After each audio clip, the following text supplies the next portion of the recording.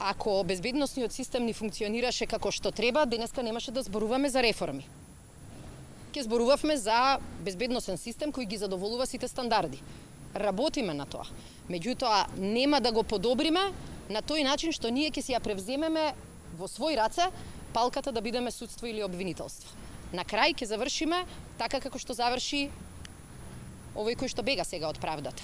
Инаку, мислам дека политички ова бегање од правдата покажува дека ни на старите, ни на новите зборови на Груевски никој не треба да верува.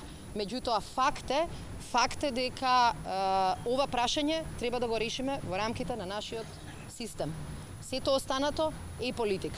Политички зборувано, ова само ја потврдува неговата одлука да бега од македонската правда, затоа што знае дека сгрешил, затоа што знае дека го прекршил законот, затоа што знае дека има и други предмети во кои што одговорноста е негова.